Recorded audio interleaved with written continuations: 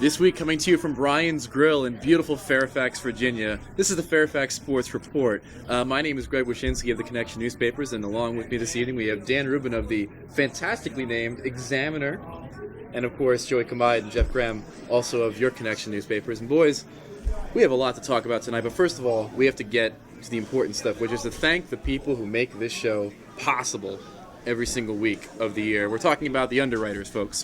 We're talking about Quality Care Ford Service Center for all of your servicing needs, 703-383-6299, and CCI Screen Printing for all of your screen printing needs, Joey, 703-978-0257. And I think we would be remiss if we didn't ask you, Mr. Rubin, while we have you here, the big name change. Yeah. What else is changing for those journal newspapers? I think the loyal journal readers will see much of the same product, especially the high school coverage.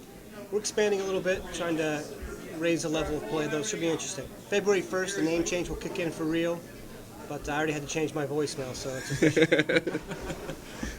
Well, fantastic. Thanks. Exciting times at the Examiner. We are still the Connection, as far as I know. There'll be a big announcement on that next week. I hope so. Well, who knows? Connection's nice, I think, right? Sure. Sure, all right. We all, It works for me. okay. Keep getting those checks. Works fine, right? Exactly. All right, boys. You can call whatever you want as long as the check comes every 2 weeks. I should also mention that Jeffrey Graham is wearing a Mets jersey for the show. And I'll be signing tomorrow for about $54 million. Fantastic. He has to work out. Celebration of Carlos Beltran coming to Shea Stadium. Jeff and I are both big Mets fans, and it couldn't be any better. It's the biggest week probably since the ball went through Buckner's legs for a Mets Which is fan. the last time I wore this. Fantastic. All right, boys. Congratulations on overspending once again. Oh, it won't be overspending when we bring in that Carlos Delgado next week. Of the cat is the translation. All right, Overrated boys. is the Oh, translation? knock it off. While we're talking Major League Baseball, by the way, now you're an Orioles guy, right? But now was. you're a Nationals guy. Correct. Did you have any sort of loyalty issues in No, changing not your whatsoever. allegiance? Peter Angelos made it very easy for Orioles fans to switch their allegiances to the Washington Nationals. Really? Absolutely. But what about? Weren't you a young lad once in the Brooks Robinson and the whole bit? I mean, I didn't was you have all actually- that kind of dedication? Well, Greg, as you know, I was a military brat growing up. You still are, lived Brett. lived in California for a little while growing up, so of course I was a Dodgers fan. Lived in Indiana, about 2 hours from Chicago, And so those was would be a Cubs fan. those would be the Los Angeles Dodgers of Los Angeles. Correct. Okay, gotcha. Correct.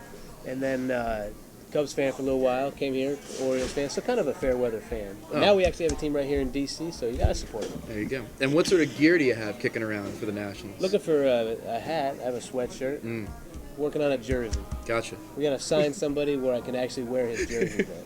Because Vinny Castilla just doesn't quite shake it out. Because he'll be out of the league in about 2 years. There you go. But anyways, all right. Let's move on to the issue at hand, which is basketball. Basketball, we're in the districts. We are the district regular seasons. It's in high gear. It's really cooking. Any thoughts on boys basketball? Let's begin with any games this week that caught your eye? Well, I was at the Herndon-Westfield game Monday night. Obviously, in some people's eyes, a surprise. Herndon hadn't lost at home since the 2002 district tournament to Westfield.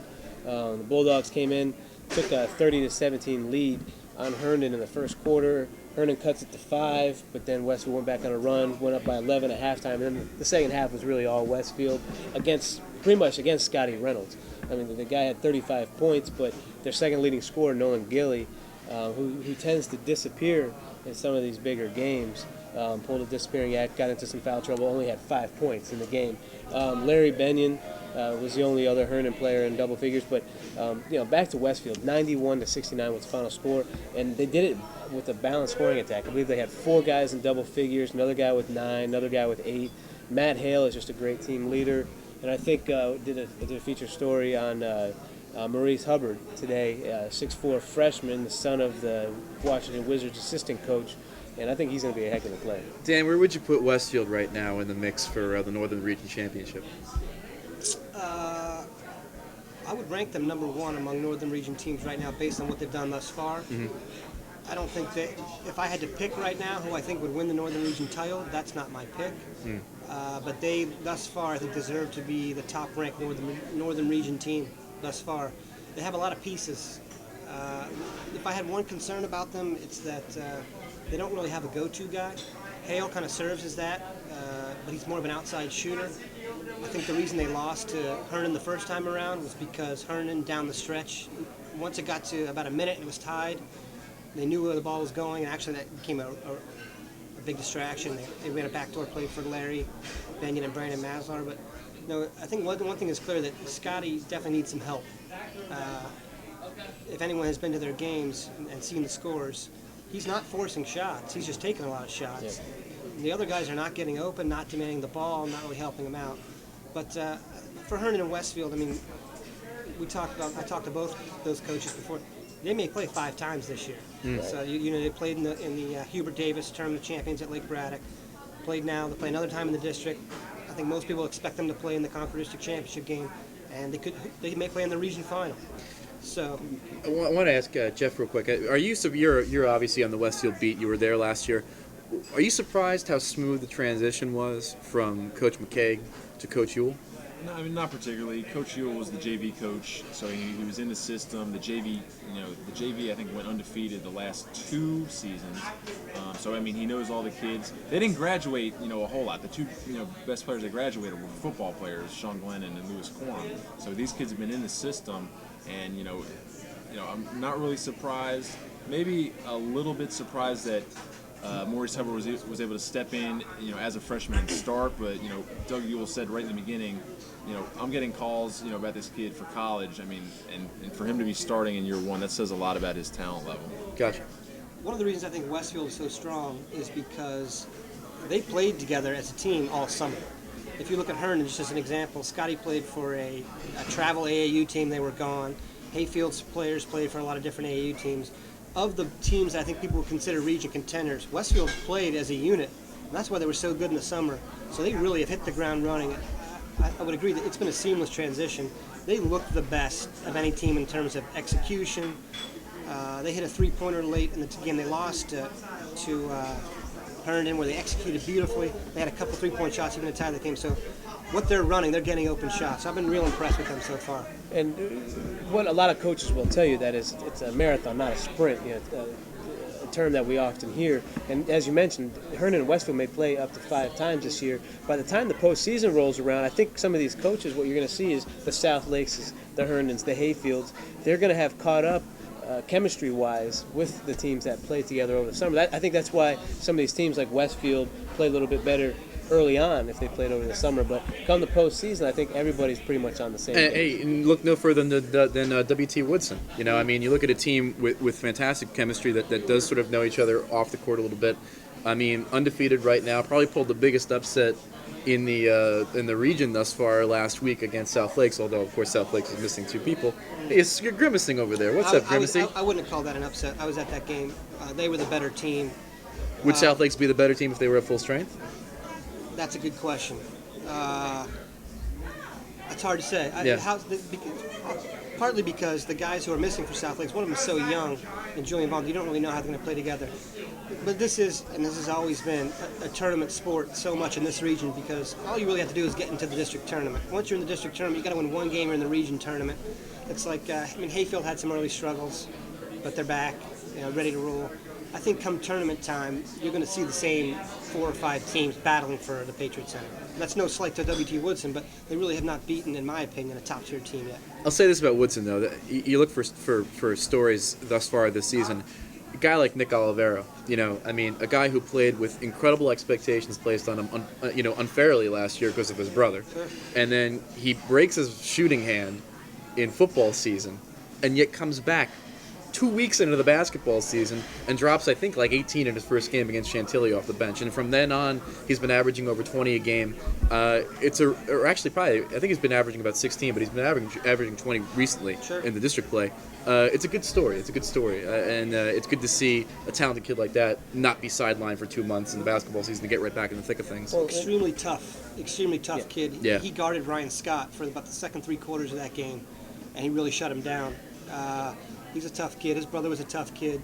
They're being raised tough. It's impressive. It's nice to see a legitimate second team in the Liberty District as well. I think a lot of people thought it was going to be extremely top-heavy when South Lakes came over there, and it was. South Lakes didn't lose a game all of last season in the district, so it's nice to see another team really step up. South Lakes still deserves the benefit of the doubt. They're South Lakes basketball in this area is a franchise name.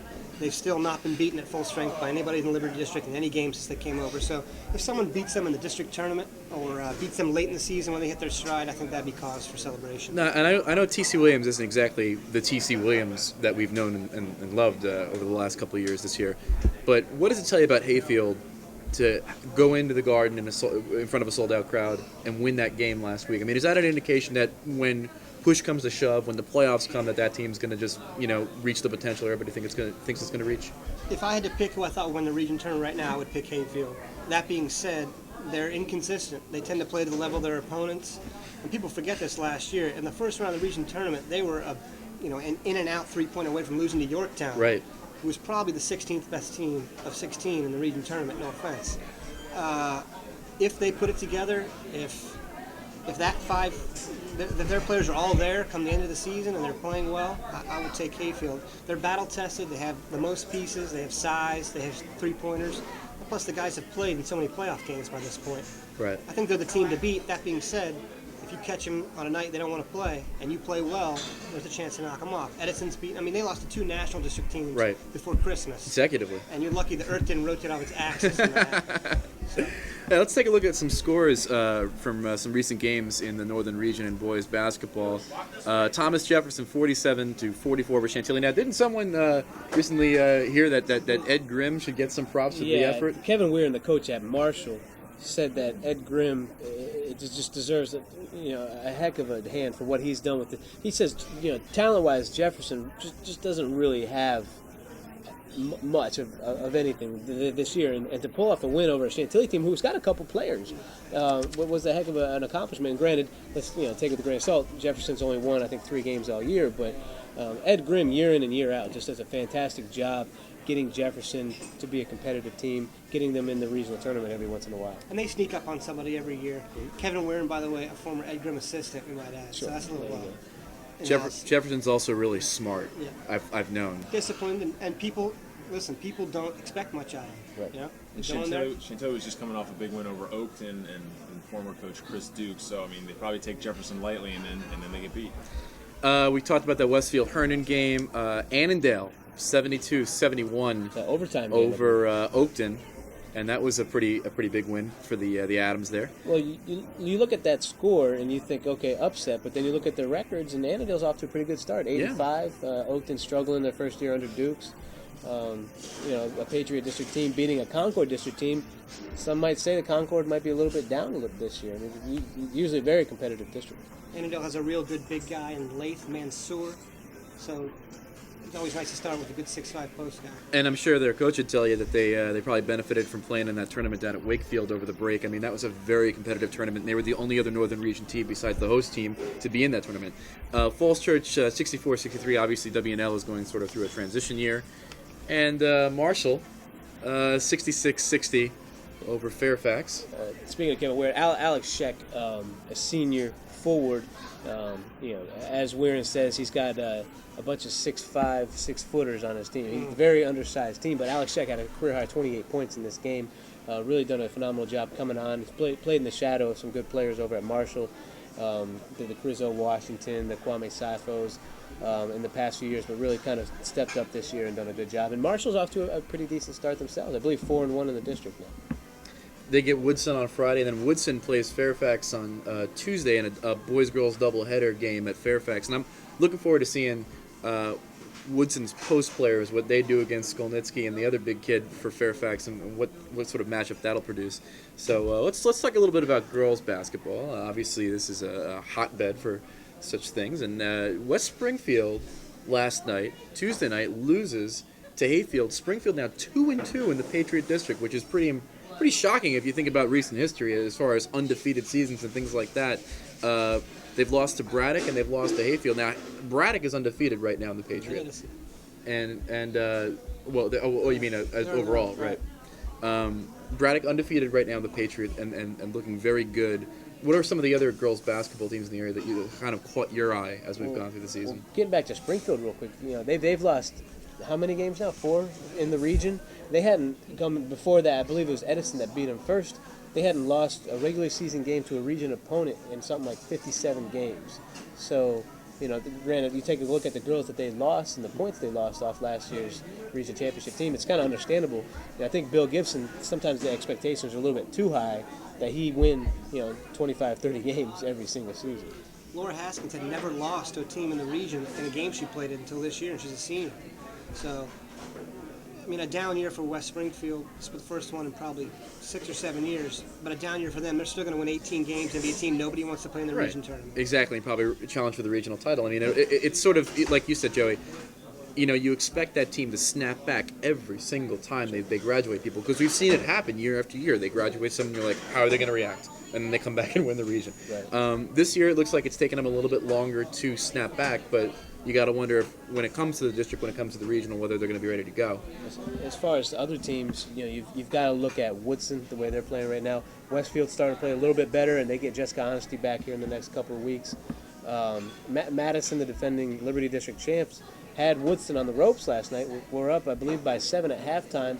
Then Woodson comes out with the man-to-man defense and holds them to 5 points in the entire second half. Woman to woman. Woman to woman in the defense there in the second half. But Madison's really been hurt by the loss of Mary Beth Brown and Lee Campman. Those were linchpins of that program for the better part of 3 seasons. And Oakton still probably has the best player in the region in Jasmine Thomas, and Whitney Parker just scored I think 1,000 points. So they're definitely a team to deal with. Edison. Yep. Edison, and people should get used to seeing Edison be good, because Edison's best player is a sophomore, Dorita Campbell. Their second best player is a freshman named Adria Crawford, a 6-foot freshman power forward who had a couple threes last night. They press you the whole game. They have not lost yet, and they have blown some teams just flat off the court. So Stewart, and I think they blew. Oh, did they manage that? Yeah, they beat West Springfield. They crushed O'Connell in the Westfield tournament. They beat Westfield. Edison is a team that I think last year they were kind of maybe a year ahead of schedule. Yeah. I think they're a team that could very well be in the Patriots. And it's good to see some of these national district teams being able to Not compete, Mount because normally Exactly. a lot of sports they get to the region tournament, they don't win any games, so it's this good team to has a legit chance. I saw them in the national district final last year against WNL. WNL had not a complete team, but they had 2 players, and usually with 2 players you're going to win that district. And Edison, you could just see it. You could see the foundation in place to make a run as a real dominant team in the region over the next few years because of the youth on that team and a good coach. And you're absolutely right. They're going to be a team to watch the entire season. Let's take a look at some girls basketball scores while we have a moment. Centerville defeated Yorktown 53-38. How are the old Wildcats looking this year, Jeffrey? Centerville got a transfer in. Ashley Ling who's playing point guard for them, so they're improved. I think they've already won twice as many games as they did last year. So to beat Yorktown, good victory, and Centerville's program is definitely improving. They were young. I don't think they're going to lose any starters this year. So definitely looking good for the Wildcats for the future. That Hayfield-Springfield game, by the way, double overtime, and you got to wonder how lopsided that second overtime was for a 12-point spread. But huge win for Hayfield, though. That's a huge win. Very much so. Especially without Lauren Robinson, who is injured. That's arguably their best player. That's a strong statement for a team. That also lets you know that Springfield's beatable, though, because if West Springfield losing to teams when their best player's on the bench, that just means they're not what they used to be. And I think, not what they have been. And it also speaks to some intrinsic matchup problems that Springfield's going to have in that district when you have teams like Hayfield and Braddock that have strong post presences. Absolutely. And with what they lost last year, obviously with a player like Kristen Kunzman, it's really hard to find that on your bench to match up against the Abby Robertsons of the world and Hayfield's big girls. Moving on, we've got Braddock over West Potomac in a game in which Braddock was trailing pretty significantly at halftime, and then they came back and won in the second half. West Potomac's an improved team. Lauren Arthur and Kara Lawson's younger sister, Mary Lawson, they're a much improved team. Started off the season real strong, beat a lot of national district teams, and they've struggled a bit, since the Patriot District schedule started. But that district, top to bottom, has gotten very tough. And a familiar score for Saxon's girls basketball fans for over the last few years. Langley beating McLean. Yeah, Langley, this was the boy-girl doubleheader over at McLean this week, and Langley had a real fast start. They looked good early on. They struggled a bit since they got into the district schedule. McLean, new coach, they've struggled to score points. There's some teams really in our region, the McLeans, the Lees, the South Lakes, that are struggling. Washington Lee struggling to score offensively, and unless you're a shutdown type team defensively, that's not going to result in very many wins, and McLean's certainly one of those teams. We had a couple of other scores to touch on briefly. Marshall 53-43 over Fairfax. Marshall, a great story, a very talented team, and you want to talk about coaches who impressed the heck out of me. Lowell Klippenstein came into that program and in a very short period of time made that a power in that Liberty District. And it was the mindset, and the girls, the program at Marshall was not used to winning, and she told me that was her biggest challenge. Yeah, she needs to coach these girls up and teach them to be better basketball players, but she needs to erase their thoughts of being losers. And they've turned the program right around. I think they made it to regionals last year, and they think they can go deep this year. And I know she said they think they lost 2 of their first 3 or 4 games coming out of the gate. And I think she said that had something to do with us sitting here at this table. A lot of the expectations from some of the preview stories, right? From some of the previews that we wrote on them, giving them a lot of props, saying that they were going to challenge for the district championship. And but I think that they've really righted the ship and they're playing real well right now.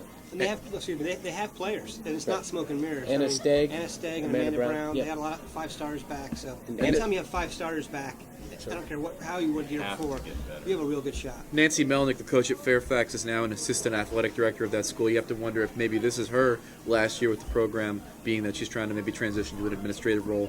But 53-43 Liberty District matchup there. Oakton 70-51 over Annandale. I don't think there's really any surprise there. Oakton's good. That's the quote of the night, folks. And then Robinson 73-68 over TC in overtime. Emily Garner with a very big game, and she's a player who I really enjoy watching. Fun player to watch, but you have to wonder. She's one of those players who always puts up a lot of points, but never is the player that really takes over a game. You look at the score sheet at the end of the night, you're like, hey, okay, 24 points, fantastic. But you look back and you're like, well, when it mattered, how many touches did she get? You know, that sort of thing.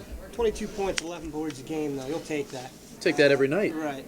And Robinson's a team, I think in the next few games they play Hayfield coming up. It'll be a very interesting matchup. But no, Robinson's a real good team. TJ Date, also a very good coach coming over from Jefferson. All right, boys, let's transition to some previews of the games coming up over the next couple of days. And we're talking about some pretty intriguing matchups in the Concord District and also in the Liberty District. Herndon at Chantilly. This is a game that Herndon should probably win, I'd have to say, right? I mean, you'd expect them to.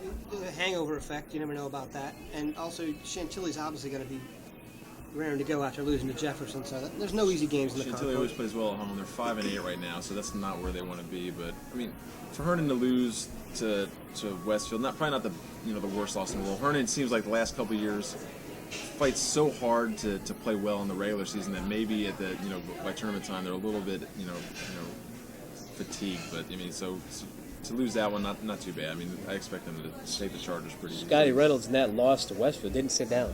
And I think that's been the case in the majority of their games. He just doesn't sit. He plays all, 32 minutes, I guess, that they play. So you want to talk about fatigue factor. Either that guy is the best conditioned player in the region, or he's going to be a little tired come tournament time. Over on page 2 there, we've got Marshall at Woodson this Friday, which is going to be a pretty good game.